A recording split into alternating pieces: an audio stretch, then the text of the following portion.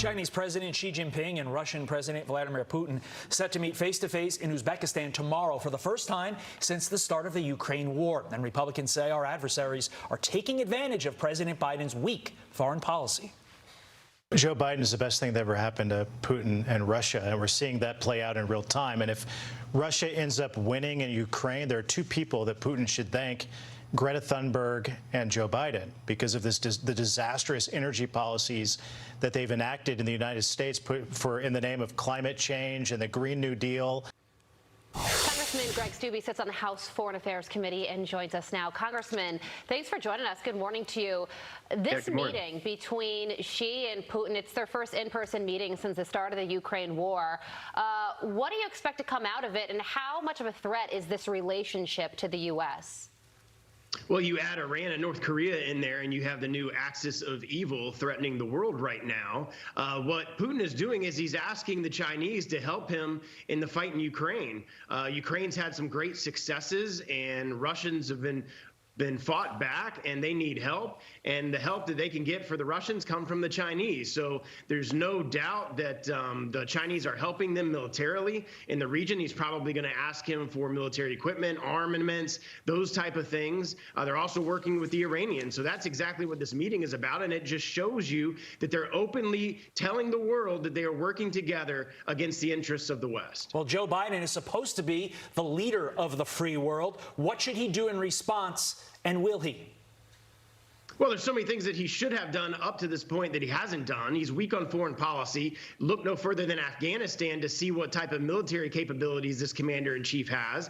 And Putin and Xi Jinping saw that, and they knew this is the time to strike and to do the type of things that they wanted to do in Ukraine. I think if you wouldn't have had some of the things, the challenges that the Russians have had, the Chinese probably would have made some moves on Taiwan at this point in time. But because the Russians have had so many challenges in Ukraine, I think that's put those plans for the Chinese on the back burner. You know, China's #1 goal is to replace the U.S. as the world's #1 superpower, and yet we rely on China for so much, including really important things: pharmaceuticals, ammunition. How do we fix that, and will we be able to do that in time?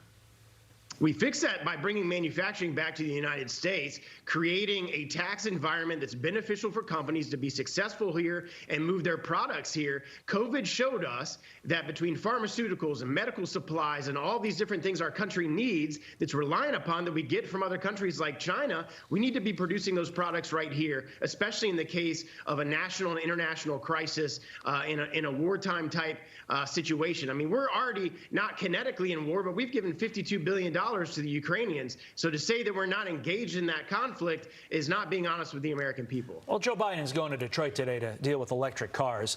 Unfortunately, that's going to really help us. They make the key component of electric cars in China. How compromised is Joe Biden when it comes to China, Congressman?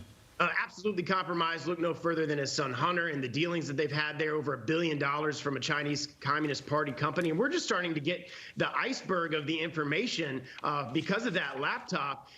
Count on the Republicans doing investigations on all this, bringing that to the forefront of the American people to see just how compromised the Biden family and President Biden is by the Chinese Communist Party. Really quickly, before we let you go, we only have about 30 seconds left. You said that Russia's going to ask China to provide military help. Will they say yes? And then if so, how do we respond? I bet they already have. This is just a formal telling the world that they're doing it, and I guarantee you China is going to cooperate in that. Just like you said, China and Russia want to take over the world, and this is a plan on that direction. Hopefully the president understands that these two countries, Russia and China, are our enemies. They are not some people that we just say, oh, they're kind of our allies, let's treat them. No. These are our enemies. We need to treat them as such. Congressman Greg Steube, not our enemy. He's our friend.